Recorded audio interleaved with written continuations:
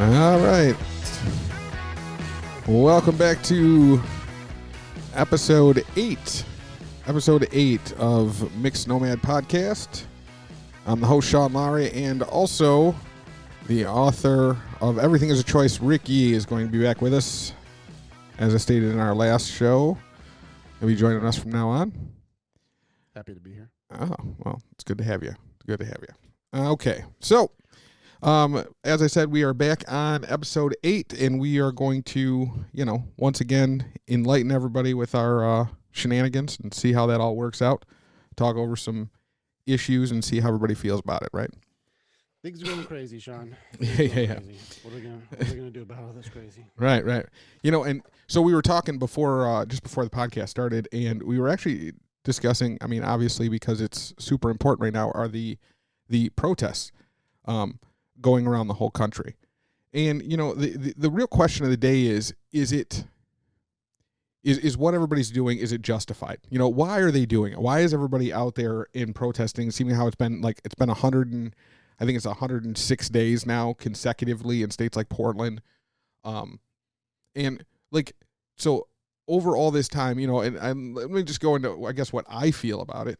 So with that being, with where I sit with the whole thing, why are they doing it? Well, obviously people are feeling that there's a level of injustice going on. And I do hate the fact that they're using a narrative of that the police are just randomly pulling up on people of color and just killing them in the streets, right? I mean, we all know that narrative is not true. That is not true. However, but that's just a piece of it. Obviously, they're also talking about systemic pieces of our entire country and whether or not this racism is actually a real thing. And where it comes down, so moving away from the protests just slightly for a second, kind of where I see it sitting is when you have an entire group of people in the country, and they're all saying, yes, I believe that, yes, there is a problem. It's kind of hard. Don't you think it's kind of hard to say that just no, there's not? Like, that's where I run into an issue. That's where I understand that the protests. So I think it's kind of an issue of, people are doing this because people do see that there is a problem. So then it comes down to what they're actually doing, and I talked about this in a podcast before, and it's like, I was actually just watching some of the protests, and I will commend some of the people. Like, there were some people on the right that were like not clashing, but meeting up with people on the left. And there, so you have a bunch of armed militia types with the police flag and all that kind of stuff, and they're meeting directly with like Black Lives Matter protesters and all this other kind of shit. Well, pretty much they were like, the guy was like, we really didn't even know you guys were going to be here. And it's, You're talking about the angry Viking guy. I saw that guy too. Yeah, but this guy, he wasn't, but this guy that I'm talking about wasn't even pissed off. He was just like, he was like, no, like, we don't have any problem with it. And I think that both sides are arguing for a different, it's like they're arguing for a different thing, and just, they're not stopping to actually listen to each other talk. But the one guy, he's up there and he's just like, they always use that same argument. Well, that there's no, like, we're saying that there are bad apples. We all know there's bad apples in the police force, and there's bad apples and bad people, this and that. But as I said before, it only ever seems to pertain to when we're talking about the police. Like, when you talk about all of the people that are protesting, really, it's only a small percentage of those people who are actually like burning and looting and really doing fucked up things. So how can you just do a clean sweep across all of these protesters when it's really just in saying they're all bad, and then justifying the actions the police are taking, like running through them and so on and so forth? Well, the ones that I saw, and I'll get back to a couple of points. I mean, I got a question, like, how can we justify? And let me just get back to that, because you're going to say, like, how can they say running through the police or running through the crowd like they're all bad people? And I think that it's safe to say in most regular protests and most regular situations, people generally probably mean well. Like Right. people have a good Right. Right. intention. I think that's the reason people stand up for anything is they Right. believe this is right. Absolutely. I think if you really look at Portland, which is where like this, like they were just running right at them. I think Portland is a different case study than like regular. Well, no, Like no. I the mean, we just had a video. There was videos just from the other night from it was still here in Detroit. Same thing. Same thing was in Minnesota. Same thing was in I mean, like this is a running theme in pretty much all the areas of protest that the police are doing these exact same actions. I think, well, I think here's what I'm seeing is there's a point that you need to make your point, and I think that you even said if there was needed to have some sort of a wake up call, and there needed to be some dramatic action to say, hey, there is a problem. Point's been made. Everybody sees now. Now it's at a point where there are groups that are looking to cause problems. Is it everyone in that group? No. But enough to go, this group is now seeming to cause problems. And I even know here, even in the Chicago area, when they knew there was going to be a protest down the road, all the stores started boarding up all of their windows. That's anticipating these groups. It starts off with a good intention, but it ends up going poorly very quickly. And I think that that repetition of that, it seems to be like pretty common that this group ends up going that far every single time. Well, not every time, but most of the time, at least enough that they go, this is expected.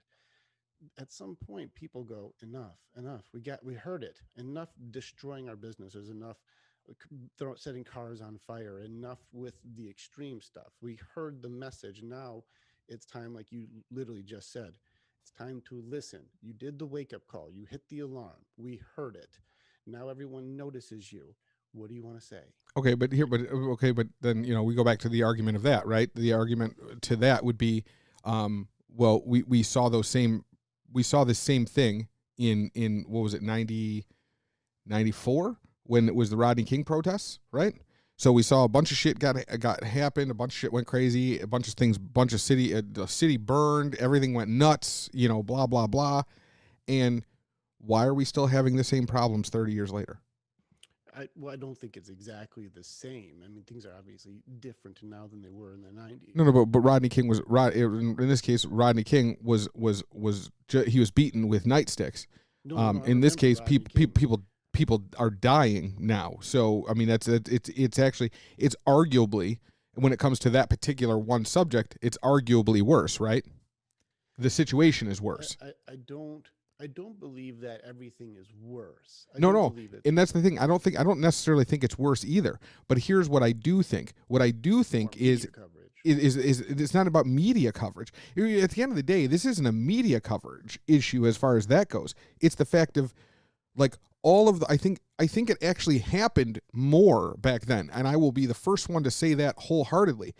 The problem is in 94 every fucking thing that happened wasn't being recorded.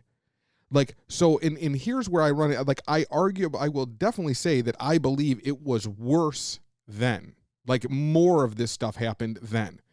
But the real question and the real place where I would run into outrage with it is 30 years later and knowing that all of these people have recording devices, why is it still happening at all now? You know what I mean? Like, even if it was happening more then, which I believe it definitely was, like, in this day and age, haven't we moved past that? I would argue I can't say that we have, because if you say the problem is systemic, where there are areas where it is impoverished or people are taught that the police are the enemy and they treat them as such, well, then how would it get better in those areas? Like there would only be war, and I think there's a lot of stuff that you even said, like it's a major problem in some of these inner city spots, like the really big problem areas where like black on black crime is over 100 people getting killed in a weekend, Right, like from right. each other. And Mm-hmm. so I mean, in some aspects, as far as general laws, redlining, equality, all those kinds of things, that like, can black people have an opportunity now? Yes, there is way more now than there ever was. In some of these deep parts, there's probably less. There's way less, and it's become more escalated than in the 90s because there was a bigger push for equality, Right. and then it did separate. There has been major separation.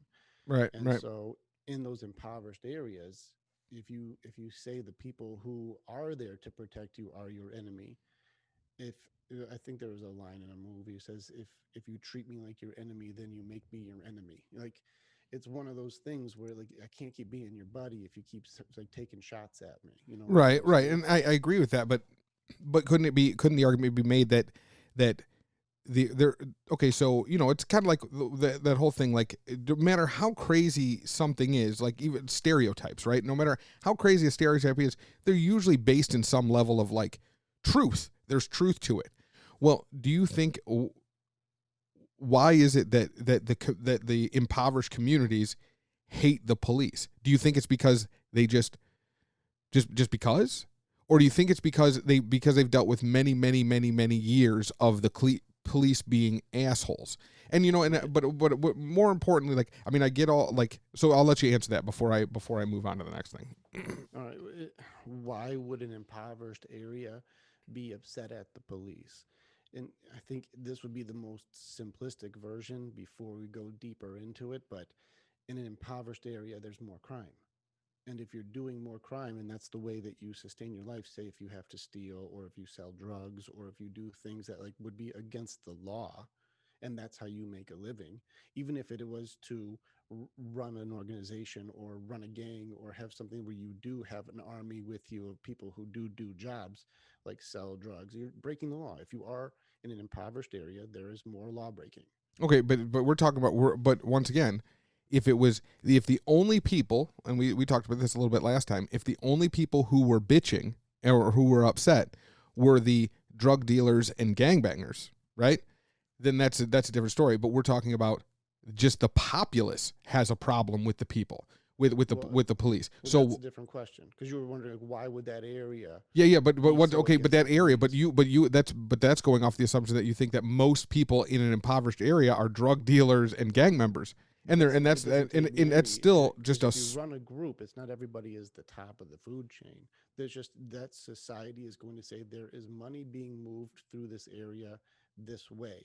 And I would say selling drugs in an impoverished area is a very quick way to make money. Oh, I agree, but we're talking about, why does the whole community have a overarching problem with the police? The whole community does. Why is a different question? So okay, well, that's what I was asking, was Okay. why does the whole community, because once again we're talking about stereotypes, and you go on, like, there's some basis in truth, and you go back to, why does the whole community have a problem with police officers? I understand the gangbangers, the drug dealers, the so on and so forth, but why does the community have a problem with them? One answer that would go is, do you know who Mark Houry is? He's the author of Taking Back Talking Black. He's a black guy, and he did a video about reverse racism and what that is.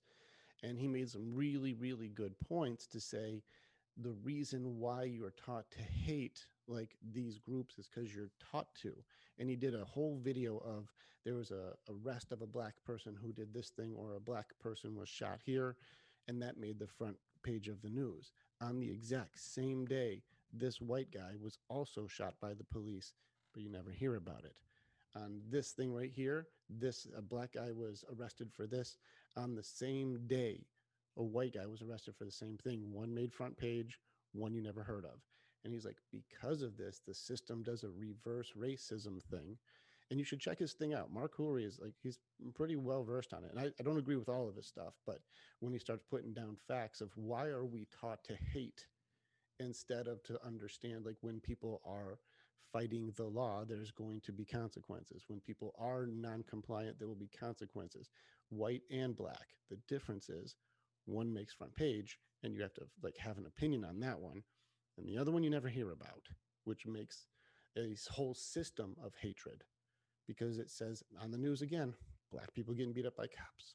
On the news again, black people shot by cops. Okay, but once again, see, no, I mean, once this goes back to that same thing. It wouldn't you wouldn't have the level of outrage. Like, okay, so let me put it this way. Like, and this, I want to go off into a different thing after this, is like, but like, I wouldn't be outraged about things like George Floyd and so on and so forth if I wasn't also filled with my own experiences. You know what I mean? Like, that's where the problem comes in, is that I'm outraged by these things because I have so many experiences of my own that, and guess what? And I'm not a felon. I'm not a drug dealer. I'm not a gangbanger. I'm not any of these things. And then I hear these talking points. But the reason why these things are resonating with so many people, and that's really what it is. It's a resonate. You know, it's really like it hits us in the soul, because we have so many of these terrible experiences that weren't caught on tape, that weren't talked about, and that's the problem. When you have 90% of the people in these communities that aren't any of these things, have all these horrible experiences. So if you had been picked on and beat up by blonde-haired boys, like your entire life, you've been picked on and abused to some level. Every time something came up, every time you dealt with a blonde-haired boy, it was like a 50-50 shot that something shitty was going to come of it. And then the news started talking about, hey, this blonde-haired boy just killed another one of you. And then this blonde-haired boy just killed another one of you. All it does is just reinvigorate all of your own personal experiences with blonde-haired boys, right? Yeah, no, that makes sense. I'm following you. Right. So that right there is that's why, I mean, I get it, but that's the reason why those stories make for front page, right?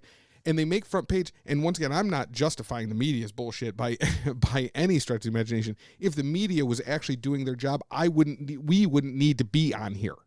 You know what I'm saying? So I'm not justifying that, but it's trying to find the rationality of why people are actually outraged, why the black community is so outraged every time they hear one of these things. It's because of the resonation. It's because of how much personal experience that we have dealing with this particular group. I completely hear where you're coming from, and I can empathize that, like, if there was somebody who was always hurting you all the way through your life, you would have an opinion on it. I hear where you're coming from on it. Now, where I'll always go to this is what is the necessary response or reaction to make it so there is a change. Now, if it's just blonde boys, then people would go like, blonde boys are all bad people or whatever it is.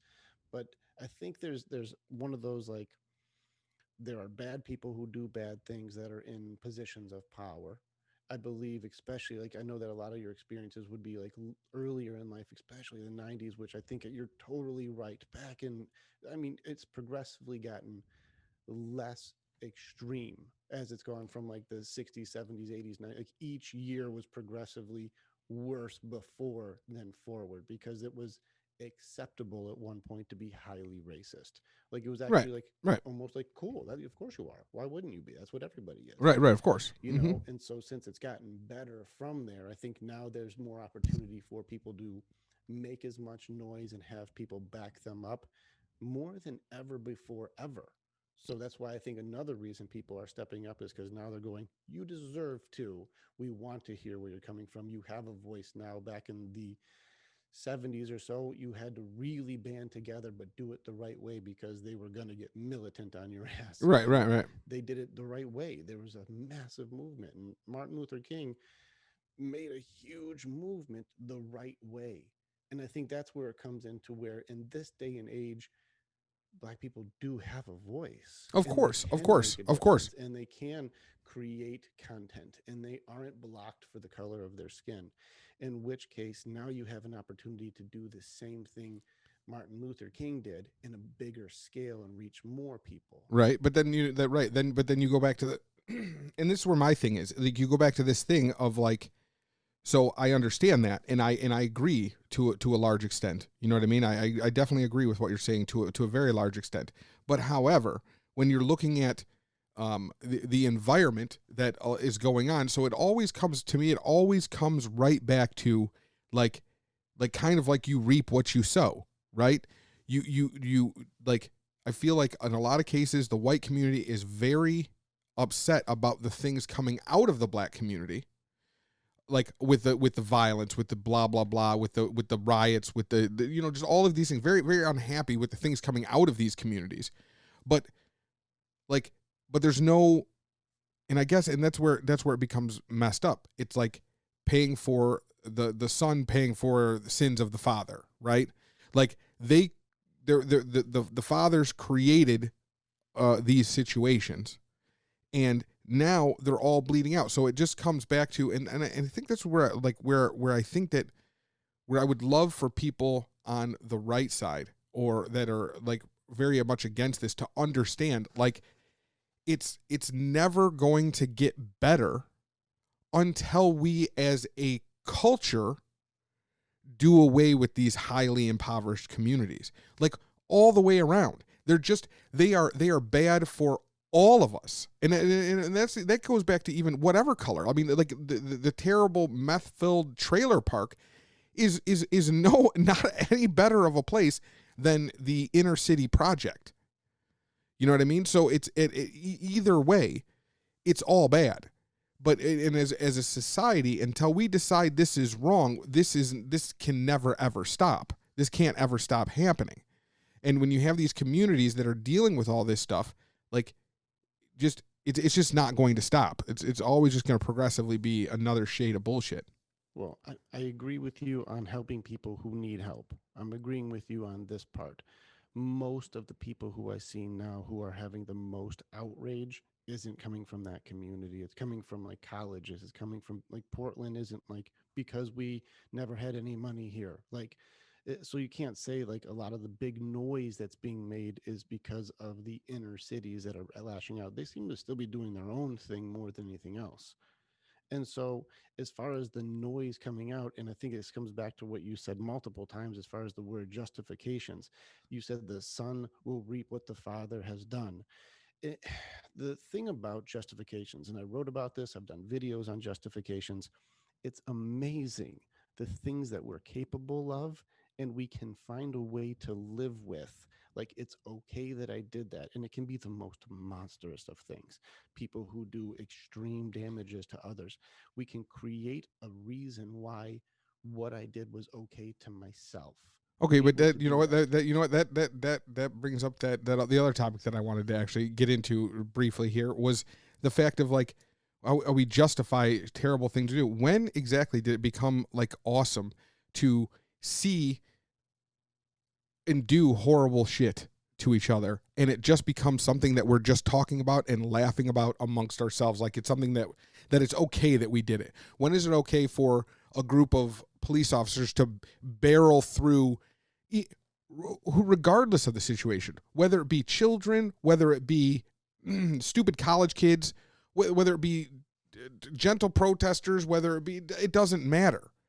When did it become okay to think it was all right to push over a young like an old man and let him bust his head, and just the police officer just walk past? When did it become okay to hit somebody with batons and so on and so forth, or shoot a woman in the face with a rubber bullet, and everybody, and it's not the act? I'm not even going to dispute whether or not this isn't a conversation of whether or not the police were justified in their actions. Not even going to discuss that. That's because that's not what the conversation is. That's not the argument I'm trying to make. Whether or not it was okay, whether they were creating a lawful action or not. The problem I have is that when did it become okay for the people that are watching these acts take place and they go, that's right, you got what you deserved? That's where I run into a problem. Like everybody, when that old man got pushed over and smashed his head and was bleeding on the cement, that was like 2 months ago or whatever. Like, so many people on like primary news were like, well, he was probably something. He was like, nobody should be okay with that, regardless of anything. Nobody should be okay with those actions. I appreciate your opinion on it. I appreciate that's what you view the right thing to do is. I can't recall a point in history where they haven't glorified violence. Like, I can't. We have UFCs. We've always had fighting. There's been gladiator games in Roman times. Like, there's always been some sort of conflict. There's always been battle and violence, and we've always glorified violence. Even our movies and TVs we watch, the ending is usually the bad guy is killed or something. And so we have always, as a society, glorified violence. And so now, when there's an opposing group that's doing something that I don't agree with and they get hurt, it's no different than watching Captain America smash a dude's face in with a shield and say, "You go to jail." Like, whatever, knock him out of a fucking plane. Like, people have always glorified violence. And so now, when there's an opposition that you don't agree with or a narrative you don't agree with, it's no different than like there's the games in Italy they have once a year in like Florence or something where it's like the most violent game that they have in like all human history, and it's like the biggest Super Bowl game of the year. And it's literally rugby with UFC mixed together. Okay, but that's okay, but that is totally different. If people are going out for a event, a sport, a movie, a video game, a whatever, like, do we think that you're really honestly going to toss into the same pool like gladiator games and somebody shoving a 77-year-old man on the ground and watching his head get split open? Like, are you asking my personal opinion of what I think about it, or what do I think is, if it's, why is society okay with it? Which one? Both. Like both. Like, why that's not, it's men being pushed down. No, I think all of these things are foolish ass behaviors. I think people are making terrible choices. I don't agree with any of the stuff that's happening. I am going to lean far more towards, let's work on a common goal or a solution to make it so all of us can be one America. Let's move toward the original goal to try and make all of us unified as one group, instead of a big, huge shoving match or fighting match or pushing power over each other. I don't agree with any of that personally. That's my personal opinion. Okay, but can society be okay with it? Well, I would still go back to, everyone's used to shitty things. We've seen horror movies and violent stuff our whole lives. And so it doesn't make it right or wrong. I'm not adding judgment. But where does it come from? No. But we how can we not add judgment to that? Like, these things, nobody should be okay with a grown ass man with a rifle yelling in a young kid's face. Nobody should be okay with a bunch of grown men running through a group of 30-something-year-old women. Nobody should be okay with somebody slamming or knocking over a 77-year-old man. Nobody should be okay with any of these things. Even, okay, let's take that what was that boy? The boy that just shot those 3 people. What was his name? Can't remember his name off the top of his head. I know what you're talking about. Well, okay, so that just, obviously that just happened just a couple days ago. The boy, like, regardless of anything else going on, like, and I'm not saying, I mean, there's all kinds of things like, oh, he was being chased and he was defending himself and he was protecting a business and so on and so forth, all of these things. Mm-hmm. I'm not even going to argue, like, I'm not even giving my opinion of whether or not I think he should have been there. I'm not going to give my opinion on what took place about any of it, like, none of it, like, but as a society, should we not be upset? I'm upset because that boy is 17 years old and is probably going to go to prison for 25 years. I'm upset that boy took it upon himself to kill 2 people in the middle of the street. I'm upset that all of it happened. I'm upset that even exists. Like, and I would never, regardless of, I have my views on whether or not he should have been there. I have my views on what the action should have been about him defending himself. I have my views on how the police handle it. I have my views on all of that. And we can talk about all those things. But I am not happy that boy is going to spend, that his life is probably ruined. I am not happy that he killed 2 people. It's not okay. It's not okay as a society that we look at all of these situations and go, well, they disagree with me, so fuck them, let them die. That's not okay. I love horror movies. I love violent video games. I love talking shit. I love doing all of these things. This shit is not okay. What is going on right now, for us to look at anything going on and seeing that these horrid fucking things are happening, nobody would want any one of these things to happen in their house. Mm-hmm. Nobody would, if it was the other way around, if people were like, when everybody was protesting about like the stuff downtown here, and they were or in Lansing, and they were protesting about the shutdown, the quarantine restrictions, and this and that. A bunch of guys showed up there and they had their guns and so on and so forth. If somebody who was very pro that showed up and shot a couple of those people, nobody would be okay with that. Nobody would be okay if somebody walked over there and pushed down some dude's grandpa and shoved him down and busted his head open and then fucking laughed about it. It's not fucking okay. Regardless of my political views on the whole thing, we all should be looking at this situation and going, that is not okay. And it's wrong, and that sucks. And even if you agree with the actions that took place, you all should be offended that they even did, that everybody involved was hurt. On a personal level, before I get into like my objective point of view, which is my general point of view, but on a personal level, I appreciate where you're coming from on what you believe things should be. Like, what is the right thing, what you believe is right, what you believe is just. I appreciate where you're coming from for that. I really do. I have to take a step back and take all of this is the way that I work. I go with my Stoics here, where they have to go, what is it first before I add my feelings, before I add my opinions of what I think should be and shouldn't be? What is it first? And if you look, it's a group that has one very strong set of opinions and says, if you are against my opinions, then you are against me. And you have another group that says, that's fine to have your opinion, but as soon as you start destroying shit, then I'm against you. See, how do you do that? How do you always do that? No. Like everything you just said was so slighted, it was ridiculous. Like, yeah, because you said no. You said no. You absolutely did. You said one side says our opinion is very strong, and if you disagree with us, it's a problem. And then you referred to the other side, and their only opinion is, you guys can have your opinion, but if you destroy our stuff, no.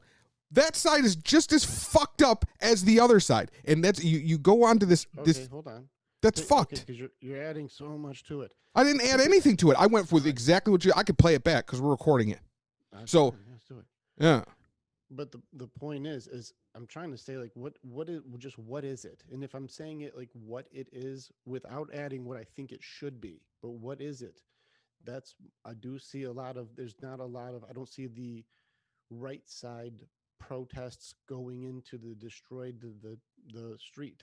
I'm not seeing that part, and I'm not seeing the right side throwing Molotov cocktails at groups of police. I'm not like watching some of the stuff that's being justified on the other side. So if we're just saying what's happening with these groups, that's happening. That thing is happening. Why are they doing it? That it still would be like falling into justifications. But one group is saying we're fed up and this is the result of it. And another group is like, and this is where I would say, even where I watch, why would that boy do that?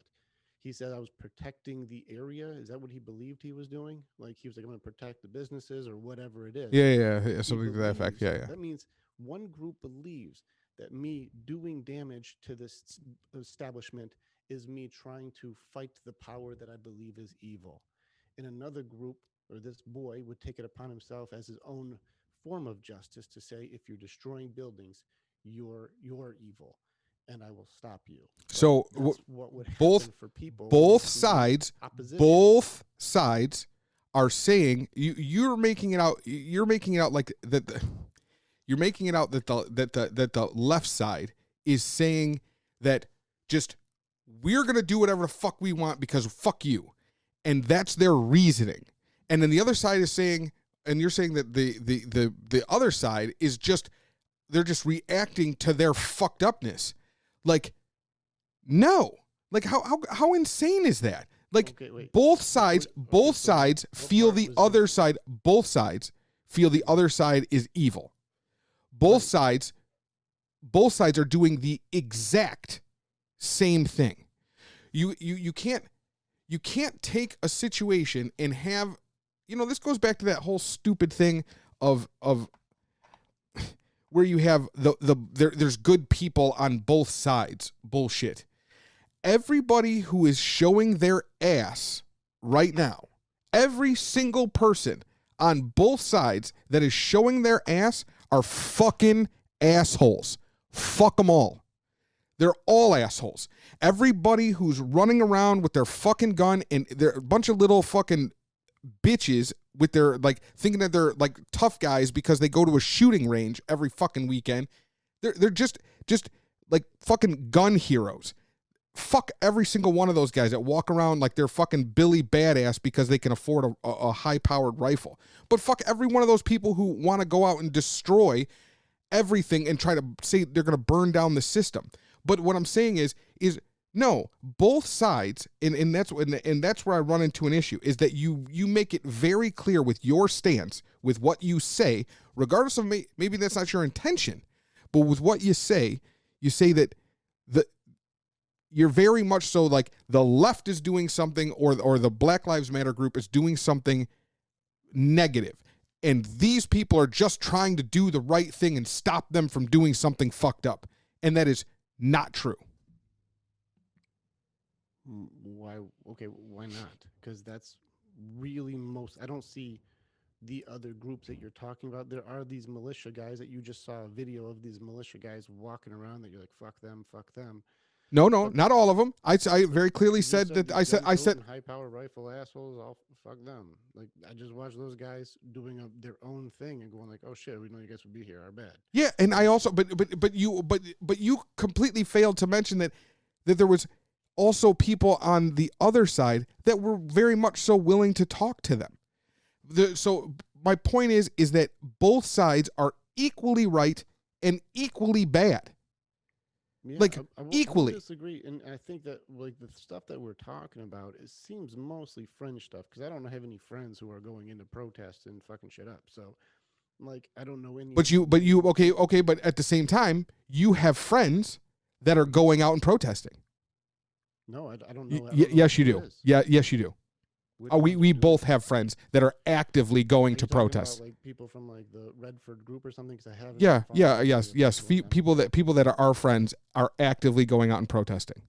I'm as connected to that as I honestly couldn't tell you which people it is because I don't know who you're talking about. If you said like certain I'm not going to like spit out people's names on here, but yes, you do know. We both know people who are actively going out and protesting, people that it would pertain directly to their lives and their children's lives. Okay. And I'm not so, but no. And guess what? If I found out they were destroying the business. Okay, but that's the once again, you go like you always say this. You always say things like that's what the protesters are doing.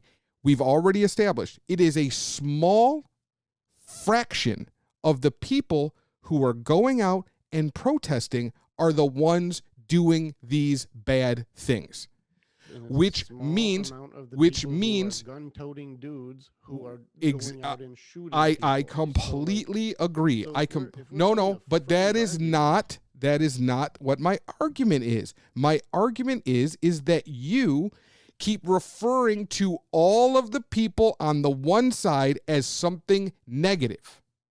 This goes down to the justifications thing.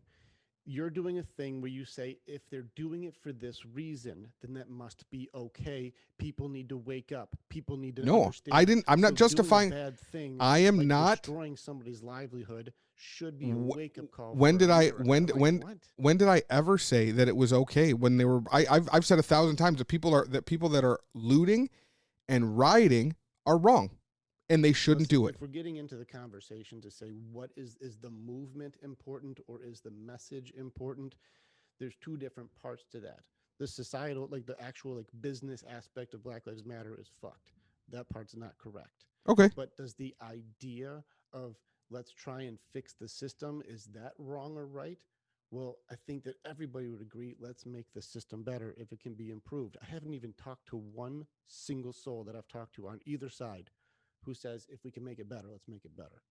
Like, I don't know anybody who's like, no, we need to keep Black people down. I don't know those people. I haven't met one. Like, and so when I talk to all types of people, nobody's trying to create or keep a system. Are there still racist people or people who have negative views? There always will be that. And so if there's trying to find a solution to make it systemically better, nobody I know is going like, no, we need to keep the system fucked up. We need that. Like, nobody's doing that except for maybe the people who are in extreme places of power, which we're not actually directly connected to, just like most people aren't.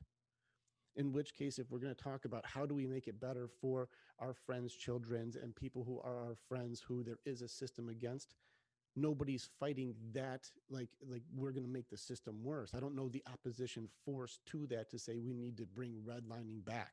Like, I don't know any of those people. Nobody's doing a system thing. But as far as you're right, actions in place and what we see that's happening right now, the stuff that's being put out that's in everybody's face is not the peaceful aspect of things. You're not seeing that. We're watching the kids with guns. We're watching the people throwing Molotovs. No, that is not true. Because just as much as you say, guess what? Like, I'm glad you actually brought that up, because you know how you say that, you know, if it was a white person that killed a black person, then it's a huge, big piece of news. But if a black person kills a white person, it's not a huge piece of news, right? Well, that has been right. That is 100% a real thing. Absolutely, and okay, that's great. But it's like you don't justify or see that it's going the other way. That you don't see the people, like, you sit there and see. You're right. You do see a bunch of looters burning down buildings and smashing whatever and doing all these terrible things. Right? I agree. There are people doing that, and that's big news, right? You see that every day, right? Especially in Chicago. Okay, no. You see that every day, right? Yeah, we're seeing it all the time. Yeah, absolutely. But you're not seeing all of the, you're not seeing all the news of the peaceful people doing protests. You're saying that you're not, like, that's not big news. Nobody's reporting on that. But yet there are tens of thousands of people protesting every single day that aren't fucking shit up. That's not big news. That's not being shown on the news. They don't show any of those pictures. They don't show any of those videos where people are just talking and chatting and they're just like, hey, and actually trying to do speeches, because that's not news. And you act like that it's not happening. Like that, just because what you see, that's like me saying, well, I don't see black people killing white people, so it's not happening. You're adding words to my face. You're making an assumption that I think that nobody is talking, like that nobody can have a conversation and no one's even trying. No, if we are going to talk about what are the results of like the louder things that people are going like, well, it's justified because that's where the conversation started. Now, do I believe in rational conversations and can we find a middle ground? Absolutely. No, you're twisting it. You're twisting it. Just stop jumping subjects.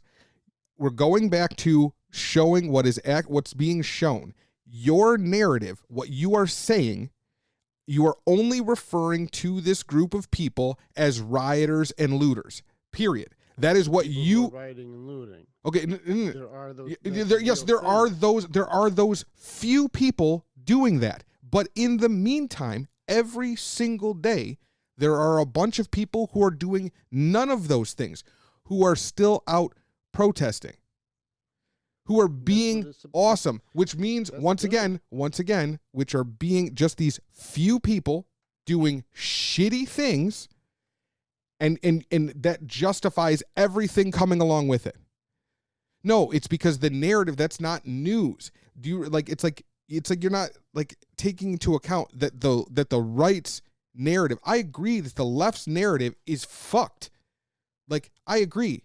When we have our potential left president being interviewed by fucking Cardi B, it's insulting. It's degrading. It's frustrating on a level that I can barely put to words right now. But then at the same time, the right side is firing everybody up against the left side, against all the people that are protesting and trying to put out a proper message. And they're saying it's only a few police. It's a couple of bad apples that are destroying it. And why are you guys all fucking pissed off? Because it's just a few bad apples. Well, but I don't think because even on there's a few bad apples, but we're also against those bad apples. Like, that's the thing, is they're not saying there's a few bad apples, but we still support. But you're not going out in droves against all the police, right? You think the police are just trying to do the best they can and trying to make a good choice with situations that are fucked a lot of times, right? Right. Which okay. I would agree with you. Okay. Now on the protesters, most but people trying to do the right thing, and we're just seeing the people who go and start doing the exact same thing they say they're against, which is causing violence, hurting other people, and destroying property. Now, is that every single person? No. Is it even the no? Is it even the majority? No, it's not a majority. Then okay, no. But listen, like, how do you not see this? You're like you're so slighted in what you're saying. I'm really against you that hard on this. No, I really believe you are. In this one, I really believe you are. I absolutely. The words that are coming in your mouth are very much so way off from me. It feels like I'm agreeing with you on most points, which is why I don't understand what you're talking about. Because it's the words you choose to use. It's how you choose to view this side. You keep looking at all of and I think this is a huge problem all the way across the board. Like, you don't see how there is a direct correlation. It's like there's so much hypocrisy. I just don't understand it. And that's what I'm trying to wrap my brain around. When you sit there and you say that the police or these people that are going out and defending these businesses are just trying to do the right thing, and then there's a few fucked up people that are a few bad cops that are making it bad. There's a few people out there that are shooting people or shooting pepper spray in people's face when they shouldn't be, and they're making it bad. But overall, these people are trying to do the right thing, right? Okay, now it is the exact same for the other side. The majority of the people out there are trying to do the right thing. And there's some few fucked up people that are but the whole side, even with your narrative, the whole side is being cast as those few. Your narrative says it. Regardless if that's your intention, the words you're choosing and the narrative you're choosing to use, because I agree that there are people on the right side that are just trying to defend businesses. But I also believe they are being manipulated by their media to say the whole other side are just they're a bunch of babies. They're a bunch of children. They're a bunch of all of these horrible things, and they're just anarchists, and they want to burn the system down. They hate police and this and that. That is not the majority of the people.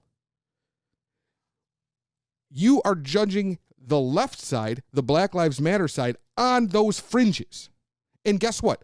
The ones who are jumping up, that they show the video of the people jumping up in people's faces and looking like fucking fools, I agree with you. They're fucking fools. But the ones that are running down the street saying, oh, we're going to fucking just take back our fucking streets and fuck all you motherfuckers, like, those are fucking fools too. And I think that the sooner we get to this thing, that I understand, here's what it comes down to. I understand and appreciate what a lot of people on the right are what they're trying to do. I understand what their narrative, they're trying to say, hey, look, we need our police officers. Hey, look, we need to not burn our communities down. Hey, we need to protect ourselves. We need to protect our communities. We need to be Americans. We need to be together. And I think that the message on the right, the vast majority, that's what they're trying to say. I think it comes off wrong sometimes, but I think that's what they're trying to say, and I appreciate that. But I think that on the other side, on the Black Lives Matter side, I think the majority of the people are trying to say, we're tired. This has really been a problem. We are in a bad way, and we're trying to figure out how to fix it. And then there's a few fucked up people doing something fucked up. Now, the difference is from those two sides that you just said, is one side says we are very clear on what we want. The other side is not clear on what they want, but there is still a lot of noise coming without an actual direction of what it is. And that's probably the part where people are the most confused about it. They're like, I see you're all really, really mad. I see there's things going on right now that you want to have different. So what do we do? What are we supposed to do different? Because I promise you, as soon as you throw a Molotov at a building, that we're not talking about how to make it better for you anymore. And this is why some of the extreme actions are gonna counterproduct like any positive movement. And that's the part we're just indifferently. If I cause violence to you while I'm saying let's make it better, I'm clearly not working towards that goal. So if the goal is how do we improve things to make it better, let's keep that narrative being louder than the people who are so angry and fed up being like the ringleaders. Okay, so but you're expecting something from that side that the other side can't give. When you put a group of people together, because the only people you hear on the right side are the fucking yahoos. That's who you hear. Those are the ones that are jumping up and down, and that's why I wanted to do this podcast, was to bring some middle to it. The people that are here truly in the middle, that aren't those fucking yahoos on that side or that side, we're the ones not talking. We're the ones, because we're the ones that aren't doing anything. We're not out there walking the streets with our fucking rifles like fucking jackasses, and we're not out burning down buildings either. Also true. We are here in the middle trying to figure something out. And if neither one of those sides, because guess what? Those sides are going to start a civil war. Yeah. But guess what? Guess what? At the end of the day, all those people who are out there protesting for either side, it's this much of us. Let's not let them drag us into bullshit. Let's be sensible. Let's try to, and what's most important is try to understand. And that's where my view comes with both sides. I do understand what they're doing over here, but I also understand what they're doing over here. I understand what both complaints are, what both arguments are, where everybody is at. And that is the purpose here, is that we know what they're doing. What's the solution then? And this is always the conversation that never happens. Is okay, if people are angry and we need to make things better, we have to work on what the solution is. And I think we've already touched on that even on the last podcast, is that if there is a system of things that are messed up that need to be repaired or need to be corrected or need to be amended, if that needs to happen, it's got to happen from individual like topics one at a time. Education, it gets into whatever the rights are that are being like blocked, whatever system is hurting people. Okay, but this is where some of the real problems come in, right? And one of the major problems is the fact that there is no, when we talk about systemic racism, people always think of the system, right? The system. And you know what? Pretty much all of them, all of the laws, the laws that were racist have been removed. You know what I mean? Like all of the Jim Crow stuff. Like I agree. I agree. Small feat. I agree. I completely agree. The system racist, the system racism, the true, like, you're black, so you can't own a piece of property. You're a woman, so you can't vote. Those things they're gone. You know what I mean? Like, in the few laws, there's still a few laws on the books, and like it's like every state finds like 2 or 3 every single year. You mentioned one really nutty one. Yeah, we found one. Got rid of it as soon as they found. Yeah, there was one over here in one of our posher cities, and just last winter, where it was illegal for a black family to own a home in this particular city. And it was legit on the laws, on the rules. Like it was legit there. Obviously it was no longer like enforced or anything. And it was one of those stupid bylaws that was like way down in the buried, you know what I mean? Like I get it. But the fact is there are still these laws that get found, but nobody can take them seriously. You know what I mean? Nobody goes to a specific city and says, because you're a person of color, you can't buy a house here. You know what I mean? Even in that same city, it's not like black people didn't own houses there. You know what I mean? There are black people that live in this particular city. However, it just shows, like I said, the law stuff, those are removed, right? There is a lot of that is the vast majority. And anyone that's still there, it's just by accident. But that doesn't but that's not what the problem is. What the problem is, it's the handicap, right? It's starting out, it's the start of a handicap. And it always comes back to, you know, I mean, like, but it's also, so you have a bunch of things. Like there's always been money dumped into impoverished areas. You know what I mean? We've done that for forever. We've always done that. There's all kinds of programs that were dumped into the city of Detroit, and it was just a total shit show. You know what I mean? Like it's whatever. But what needs to happen is we need to put real education back into our communities. I mean, that really, at the end of the day, we have to really, we have to give the tools so these impoverished communities can come back up. We have to give them the resources to be able to do that. And no matter what goes on, unless we improve the schools, nothing's ever going to come of it. We have to dump money into the school system. I mean, like, just period. All right. So that would be one of the things that would say we have to help at least the next generation have a chance to have a level American playing field. Like, we're going to start, like, as an American, you should be starting from this point. Like, something that we can say we can agree on. Like, you have a good school, you have the opportunity for education, you have the opportunity for, like, being able to have all the resources that you need to be able to be successful, right? Yep. Mm-hmm. Yeah. So then Right. we can agree on education. We have to fix the schools. But I already know that if we go, all right, well, then we'll take, $20 billion and we'll fix the schools in each city, and we'll do this one will have 20 billion, and this one we'll just fix all the schools, everything will be tip top. Right. Does everybody calm down then? Of course not. I mean, because what that does is that would cure the education problems, like putting music back into schools, putting real sports programs like back into schools, and real like tutoring programs, and all these things that, like, if you go out to like one of the nicer neighborhoods or nicer cities in the Metro Detroit area that are very commonplace. And then, everybody wants to argue about like the school of choice. Well, that's why you have school of choice. If we just had school of choice, this wouldn't be a problem. Well, what about all the people who can't afford to get their kid out to one of these schools of choice? Not to mention we have school of choice pretty much in this whole state here, but yet, like, I know in the cities, the nicer cities, the cities that you would want to send your kid, the waiting list to get your kid into that school is so astronomical. It's unreal. You know what I mean? Like, your odds of getting a kid in there are very unlikely. So it's just an unrealistic choice. You know what I mean?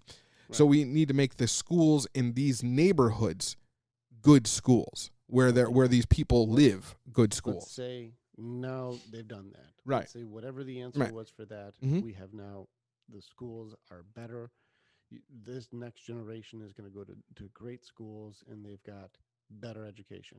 Right. So we're gonna take the next year, and starting in 2022, the schools are going to be great and have all the funds that they need. Do you think that the protests and all of the equality and all the things are now good, or what else do we need?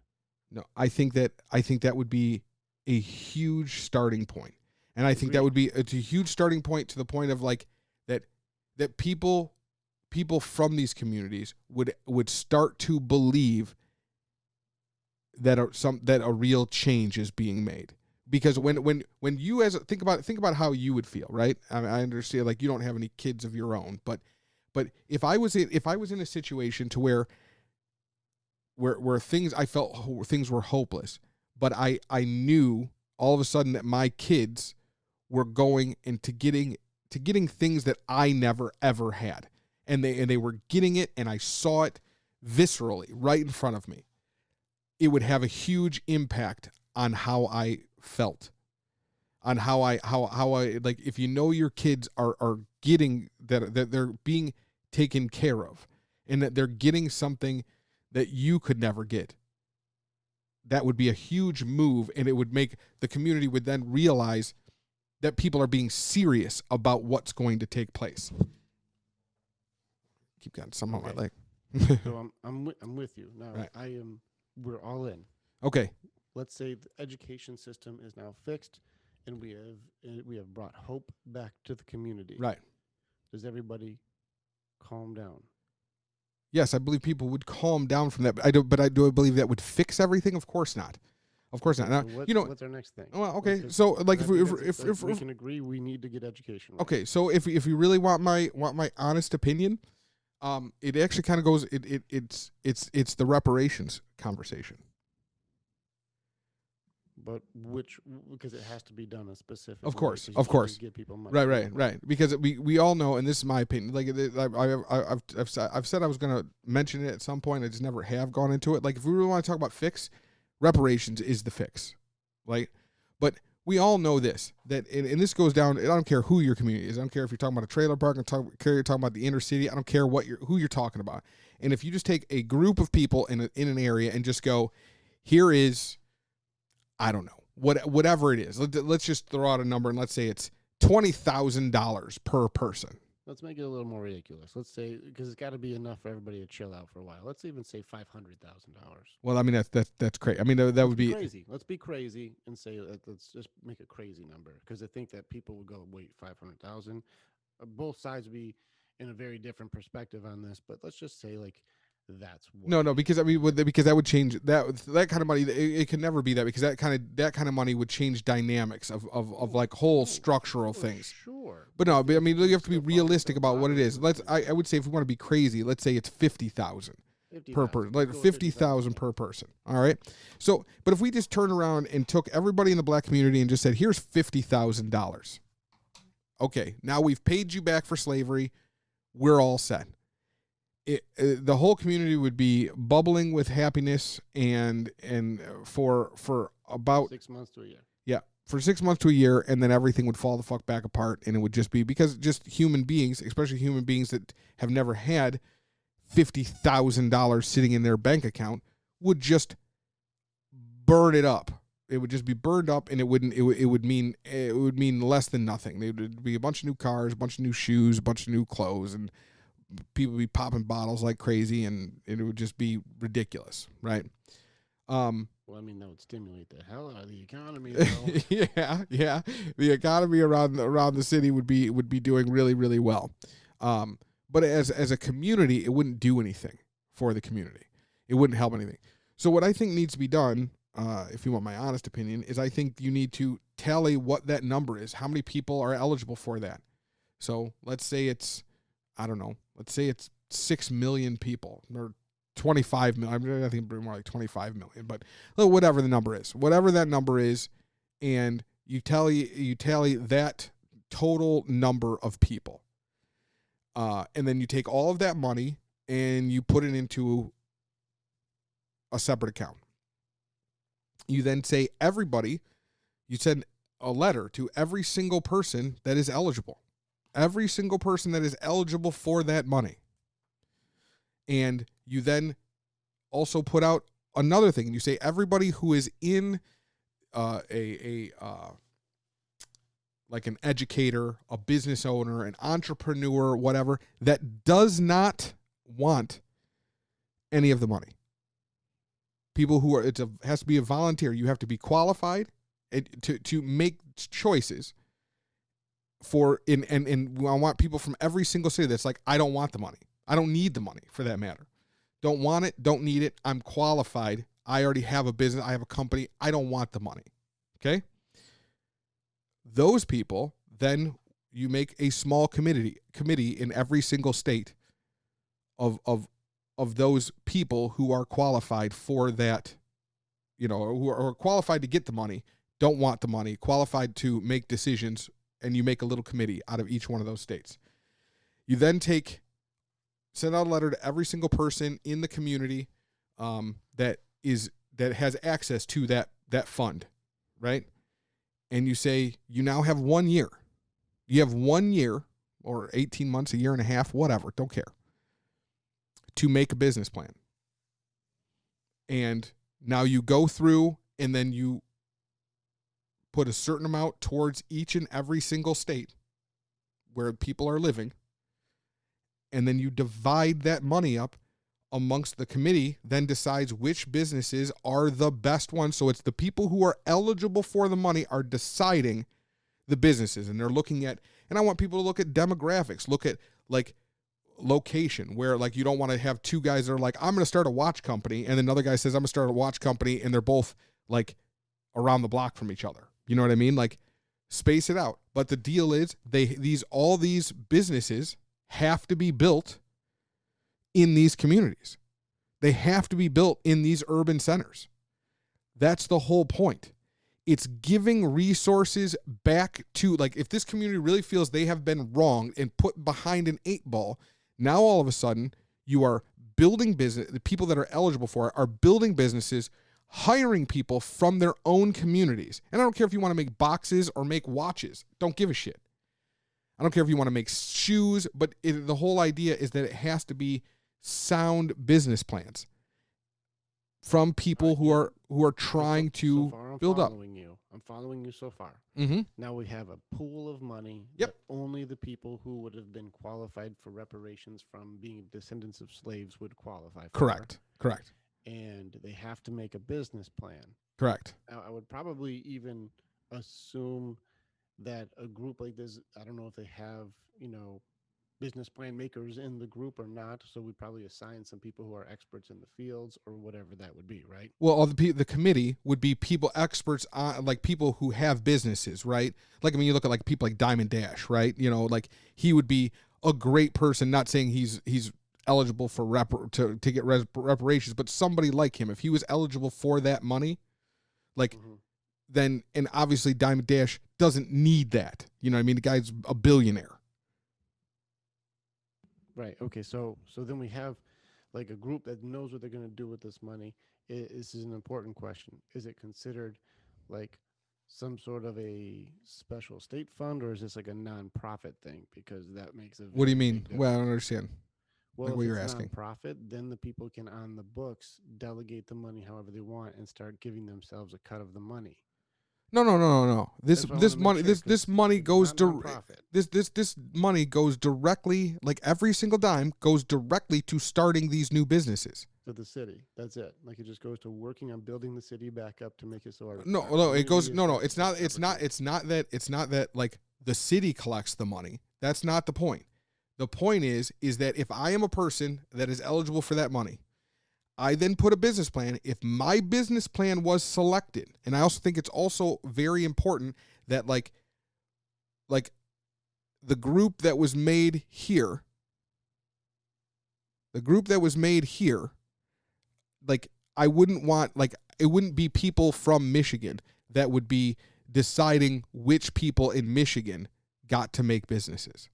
Well, that's what I'm making sure. I want to make sure I'm just clear. It would be people like it would be people from Kentucky would be deciding the business, who's going to make businesses here. They would be the committee for making business. That way you don't get any of that, like, I'm going to hook my friend up and give him his business. You know what I mean? Like right. It's people where it's spread out. But the fact is all of this money in this pool then goes, you have people reading through the business plan, so on and so forth.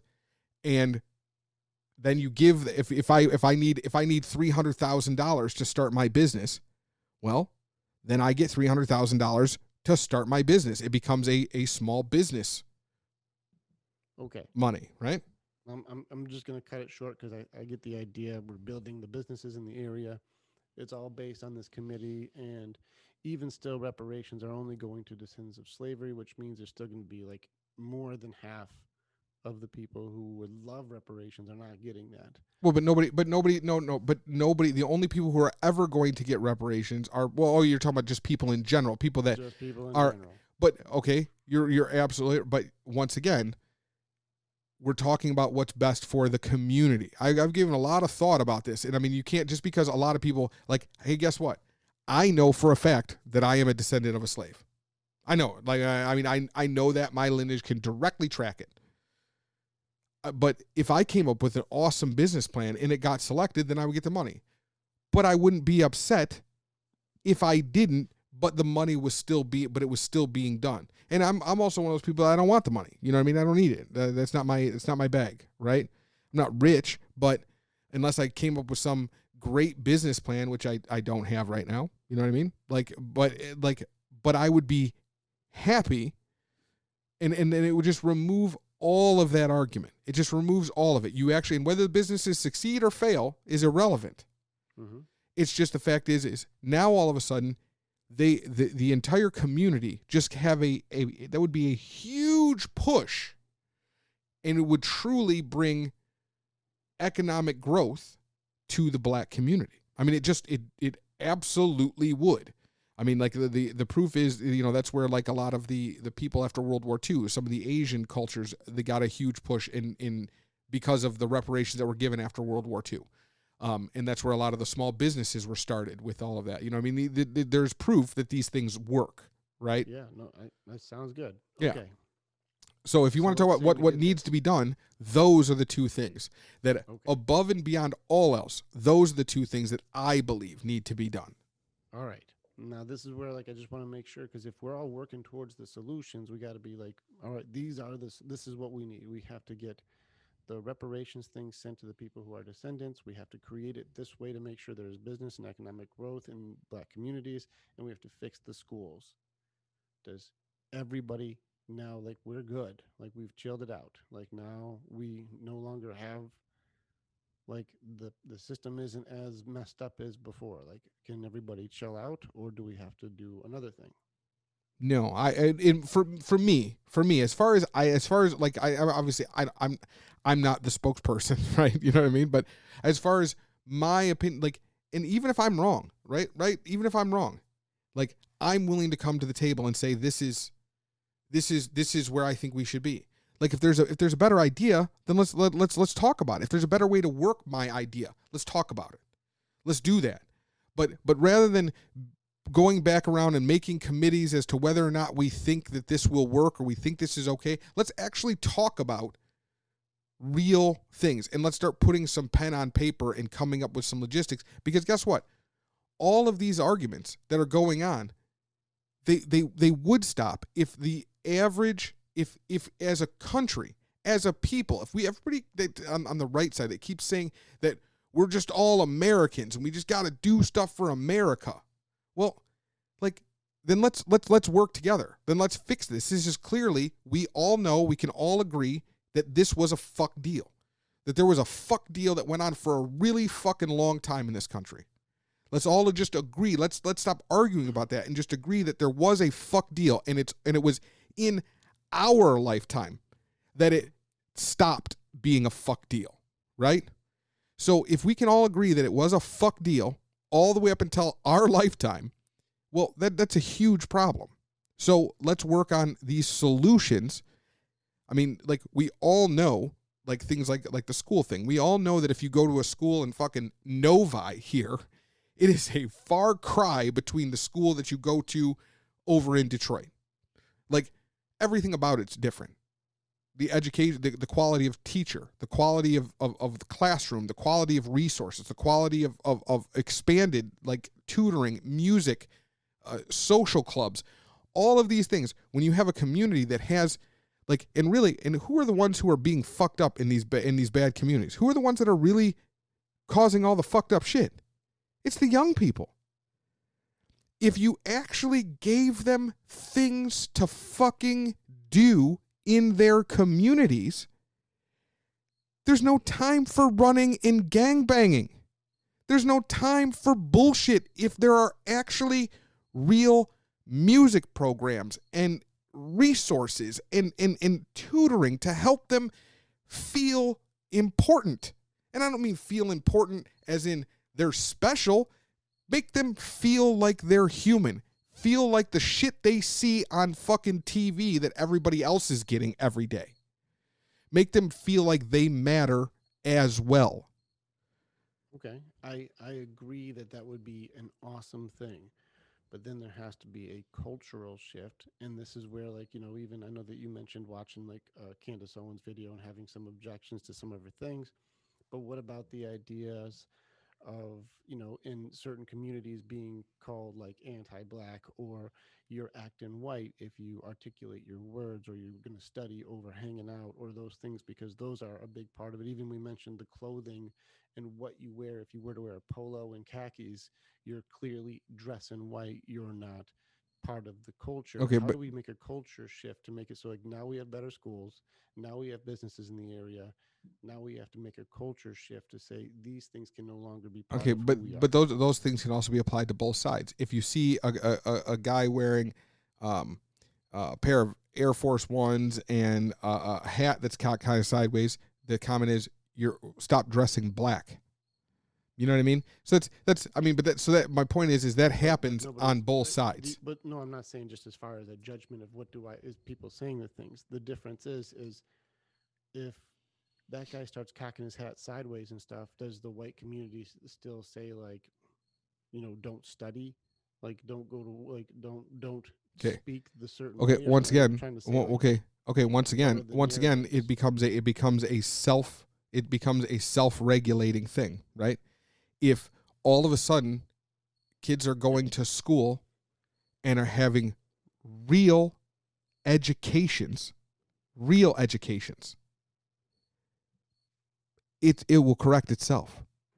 I think it'll make a big difference when you start making it cool to be smart. And then on top of that, I mean, in giving them real resources, so when the kid is coming up and he says, you know what I want to be? I want to be a doctor.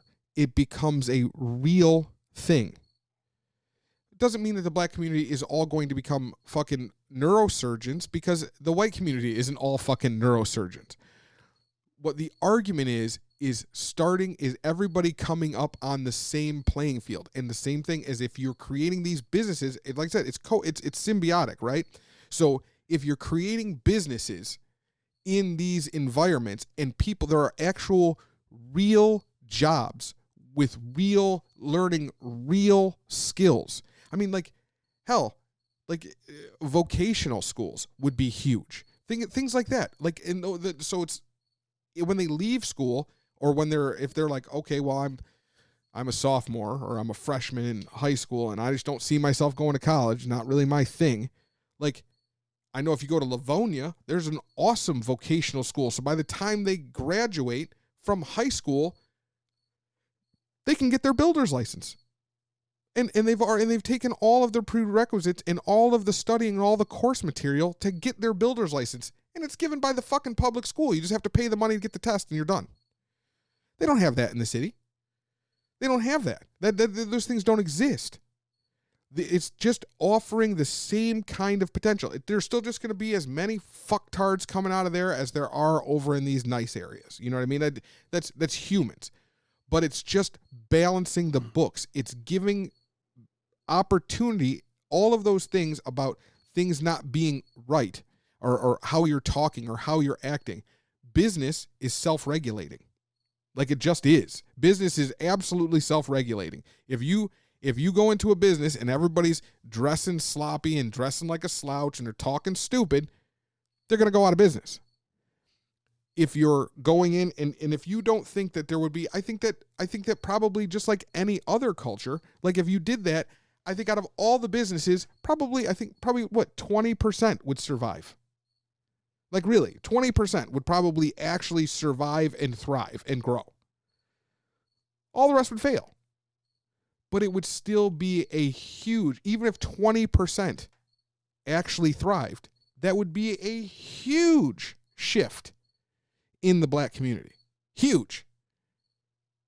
And we're talking about like tens of thousands of jobs, if not millions, over the course of the whole country. So you're passing out, I don't know, by the end of it, you're probably passing out probably 500,000 of these bonds out for these businesses, right? So you're passing out all this money for the businesses, and I mean, really, you would hire millions of people. Like it would absolutely change the entire dynamic of these impoverished communities. And if you don't think that there are people from these communities that have great ideas and great business ideas and plans, and I don't care if a guy wants to start a landscaping business, or if a guy, and he just has the best dream for, and I think it should be done in percentage wise, right? Kind of like how we did these stimulus, some of the stimulus stuff, or the PPE money and all this other kind of shit that we've been doing over the COVID shit. Like, so a certain number of them have to go to just the guy who wants to be, wants to start a big landscaping business, or wants just a medium-sized landscaping business, and all he wants is just enough money to buy a nice truck and a couple of ride behinds, you know what I mean, and a couple of zero turns, you know what I mean, and his whole thing, he just wants 15,000, and his whole dream is just to have 15,000 to actually get his business going. Or if you want to just be a fucking painter and all you just want is $5,000 because that's going to be enough to buy all of your painting supplies and all your materials, or $15,000 because they want to buy a van too. You know what I mean? I don't care what it is. And then a certain percentage has to go to a person who wants to open up a store. And a certain percentage has to go to something that wants to do something more ambitious, that's bigger, that has a bigger plan. And if you just space it out through all of this, it's going to create, and once again, all this money has to go into these communities. That's where it has to go. These businesses, they have to be picked, the location has to be picked inside of these communities. And what would naturally happen, like anything else, these little micro downtowns would be created inside of these major cities. And they would grow, and they would become better, and they would become stronger, and everything would just change. Is it a perfect fix? No, but it's the only fix that I see working. All right, so let's say I'm sold. Okay. Now we have to get some economists to figure out, we now have a goal, we now have a mission, we now have a thing that needs to be done. Right. We got to figure out what that number looks like and how the hell we're going to do that. Because if they say, here's the thing, now Black Lives Matter turns into whatever the number is, because that's what we need to make this thing happen. And the thing I like about your idea is that it puts accountability back in the hands of the community to take their power back. Correct. So that's a good thing. Right. It makes it so they have to take responsibility for their own backyard, and let's kick ass in our own area. Now we have the means to do so. So let's fucking do it. Right. I like that. Yep. It makes it so there's more education in areas, which I think we should be doing everywhere anyway. Right. And let me also say that should also be happening in fucking bumfuck Kentucky or what the fuck ever that's having that same problem. You know what I mean? I think that the fact that on a whole, and so I hate the idea of making that even like a black-white issue. I think on a whole, we're completely fucking morons as far as a country goes that we don't put more into our schools. I think that's insanity. 100%. Yes. Yep. So all areas that have impoverished areas, let's put a huge push on just American education, period. Right. Everybody. Right. I think it's a great idea. Still comes down to, all right, what's our number? What do we got? And that's where we have to have like some economist or somebody who goes like, hey, listen, we've actually done the numbers on how many schools there are, what ones are impoverished, which ones would need the most help. And let's say this number is, I don't know, what would you say? Trillion, 2 trillion. How much money would it take to fix all of our shit? Well, God knows. I mean, but I would imagine that number, like if I had to guess, I would imagine that entire number would be probably somewhere around between 1 and 2 trillion is what I would think it would cost. Okay. So let's say like to really make America great, we have to fix all the schools and build up all of these impoverished areas to be at least like up to a middle class range. We would have like no lower class. Well, no, because it's not, because once again, you're like, I'm not talking about touching the class. I'm not touching any of that.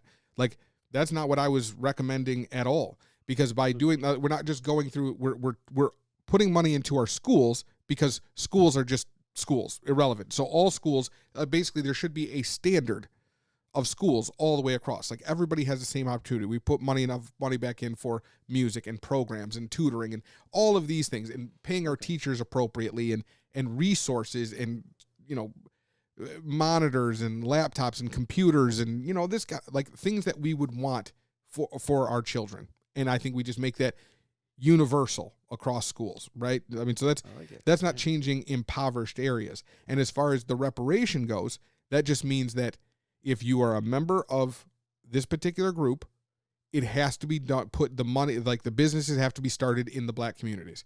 And once again, this is just a reparations thing. It's not about, I'm not talking about going through and buying a bunch of houses or changing things around or like going door to door.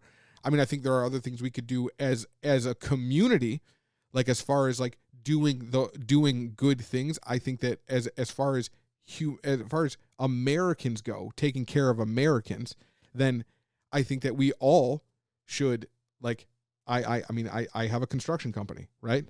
And I think we absolutely should all go together. And you know what? I would be willing to donate a weekend every month to go in and help and fix things and try to make things better, work on a park or work on somebody's house for that matter. And I think that that's something we should all do, you know what I mean? But that's whatever. I think that's not a mandated thing. I think a lot of people would be pulled up out of poverty just by doing this action alone. As far as the black community goes, I mean, it's a whole nother separate subject where we're just talking about poverty on a whole, right? Yeah. But I think those are good ideas. This is just the thing is, if you're trying, like, it goes all the way back to the beginning, is how do we get it so everybody just chills out? Well, that's how we get. But I mean, but now the thing is, for something like that to be viable, is I hate to use you as a reference, but I think that we have to convince people like yourself that is what's really needed and that it's justified. I guess that's the biggest thing, that it's justified to take these kind of actions. I think you're on board. I think everybody's pretty much on board with the school thing. I think that's more of a governmental thing that's saying that we're not doing that. And I think that's just fucking insanity all the way around. I think that everybody on every side wants to have good schools for their children. You know what I mean? I think that's our government telling us that we shouldn't have, or that they don't have the money to have good schools. You know what I mean? And I think that's all just craziness. We've seen the arguments 100 times, like how you take even like a little bit from the military, and now all those schools are fixed. Exactly. Like, right. Yeah, no, I think that we've seen enough of like, is there a possible solution? Yes. You know, I've been watching like Tulsi Gabbard saying, like, you do know that like every month we're putting $4 billion into Afghanistan still. You know that, right? Right. Take that and put it into our kids' schools. It fixes a lot of schools very quickly. So I'm with you as far as like, do we have the means? Yes, we'd have to reprioritize what's more important to us and start helping just our kids have a better shot from the get. I like it. I think it's a great idea. Right. No argument there at all. Right. It still all comes down to like, how do we make it so everybody like can go like, hey, listen, we're calming it down. We're calming it down. Like there's like, it always seems like there's another thing to fight about, even if we were to fix those things. Well, I think that with, you know, that once again, I think that's why we're doing this, right? I mean, even if when we get a little heated and we might disagree and this and that, like I said, we're all going to the same place, right? And that's what's ultra important, is that we're on this, like, and let's start having these dialogues. You know what? Let's have the arguments. That's fine. But let's actually start moving things forward, and let's start making a difference. Let's actually start having these realistic conversations that says, and like I said, if my idea is fucked, then just, okay, it's fine. It's fucked. But don't just say it's fucked and say you're an idiot. Say, you know, that is a good idea, but here's where that's going to fall apart. And let's tweak that over here to make that work. Okay, great. Let's do that. If you try and be like, all right, what's the flaws that could be the flaws? So what are the things that could end up being problems? Right. Well, problem number one is it's a lot of funding. Of course, but you know, and here's my argument with that, right? Here's my argument with that is, like, if you had told us a year ago today that we were going to have to all of a sudden come up with $4.5 trillion to dump into America the government would have told us last year, there's no money for that. It's impossible. We can't do that. That just can't happen. There's no way. We don't have that kind of resource. We don't have that kind of money. We can't do it. It could never happen. Okay. But it just did. We just did. You know what I mean? We just did dole out that much money to help out businesses, to keep the economy afloat. We just did that 3 months ago.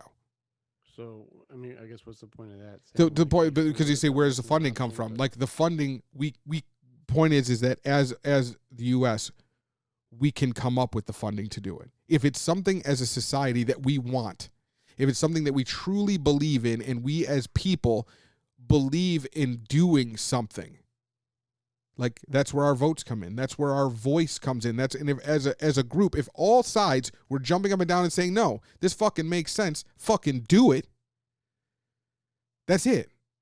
Like us as people, if we said take a 20% off of our military budget, or 10% or 5% or what the fuck ever, and put it into our future to make, I mean, the fact, I mean, like we can go off into another tangent on just one little small thing, but I mean, like you figure 74% of the people applying for PhDs in the United States are all foreign.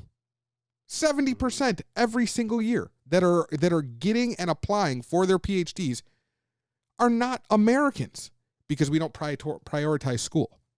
No. We don't, like, so all these other people are coming from these other countries and getting our fancy degrees, and we're not fucking getting them.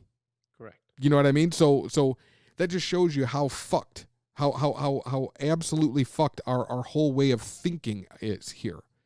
So yeah, no, I'm still fully on board for fixing the schools. Right.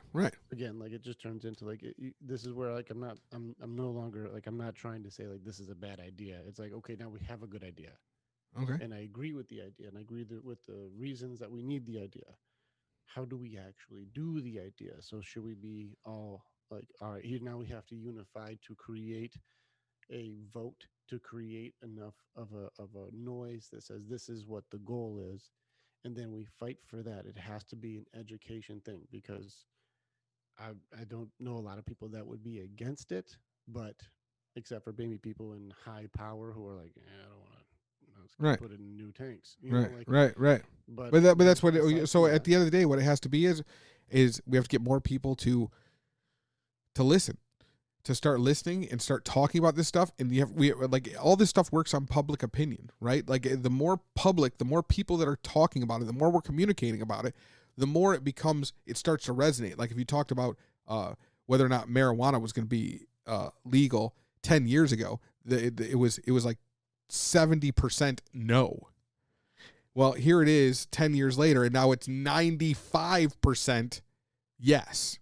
You know what I mean? Like it just, because public opinion has shifted and changed and said like, this is fucking ridiculous. Like, let's just stop being stupid. So then that does bring up another problem too, though. Mm-hmm. Is it took 10 years even for that movement to be just a unanimous thing. And it's a lot of work that would need to be done for the schools, which would also take a lot of time. And so how do we calm the masses? And this is the important part of saying, like, if they say we want to work on the schools and that's what we're doing, and we're going to reparation for businesses, and here's how we're going to do it. Like, I don't, and this is just me trying to be as like objective, I don't think that with what's happening right now, that would stop the masses, because I haven't heard as much anger and stuff coming out saying, our schools aren't good enough. But I mean, but there is a lot of that. You're just not. Once again, that narrative is not. That narrative is not being put on. It's the police. No. But that okay. But no. But that narrative is not being put on TV, because I can show you 100 videos where that's exactly what people are saying. Then keep sending me videos of that stuff. Yeah. Keep sending me videos. Yeah. But I mean, like the things that you're talking. Yeah, about. absolutely. There are a ton of people that are saying just that. That are saying that the whole thing is slighted, and that we just don't have the level of education and so on. These are basic. And guess what? And you say, what will calm down the masses? If you actually had, like, if we had our lawmakers, if we had the people that are standing up, actually saying this stuff, like saying, hey, look, this is what we feel. If we actually had leadership that was coming out and saying, This is what we need to do. That's what's going to calm it all down. Is like, no, we hear you. We truly hear you. And these are the steps we're taking to fix it. We don't have a direct answer for you right now, but we are absolutely aware of it. We 100% hear you. And this is what these are the steps we're going to start taking to correct it. We are putting people in place to do this. We are going to start working on it. That's what's going to get people to calm the fuck down. Got you. The leaders aren't doing that. That's not happening. Of course. Yeah. The leaders and no leaders are doing that. That's not. So that would be a great solution. Like if we could all of a sudden have our leaders who are elected all of a sudden become real leaders. Right. That would be really good. Right. All right. So let's take that off the table because I don't think that's going to happen. So then the only other option is that people like you and me start podcasts and start talking about it and hope people start to listen. And then that's all you got. Running for fucking office. Well, so but you get people in there that would be like, no, we're really going to listen to you and do the right thing. Well, listen. I mean, this is what we can do. What are our options? Our options to run out in the street with a bunch of guns and threaten everybody, or to protest or riot or burn or whatever, or this. That's what our options are, and we chose this. Yeah, I'll be here every Monday and Thursday. Yeah, Monday, Thursday. Yeah. That's all we got. And on that note, look, we're at 1:36. I think this is this is our magic our magic time because it's getting late here, and it is 1:36. No, it's an hour and 36 minutes is what I meant to say, not 1:30. It's actually 11:17 or some shit like that. Yeah, to be up around 4 a.m. So. Yeah, good times. But I think once again, I think we've had tried to have a reasonable conversation. We barely got into any of the things we actually wanted to talk about. That's true. I was trying to keep you on track. We just bounce a lot. Well, but that's hopefully that's why people like to listen. But I mean, and once again, as I'm going to say in this time and every time, hopefully, both sides are getting a little bit of trying to understand, like trying to hear what the other side has to say and try to realize there is two sides to pretty much every single argument, and you're not all suffering alone and you're not all doing this by yourself. So that's pretty much what we're here for at Mixed Nomad. And with that being said, I appreciate everybody who decided to join us again. And as Rick also said, we're going to be doing this every Monday and Thursday, which means really Tuesday and Fridays is when the YouTube and the audio and everything will be coming out. So so hopefully you guys will join us on Thursday or Friday or whatever the hell it comes out the next one is, and we'll talk to you again real soon. Thanks everyone. All right, thanks Ben. Bye.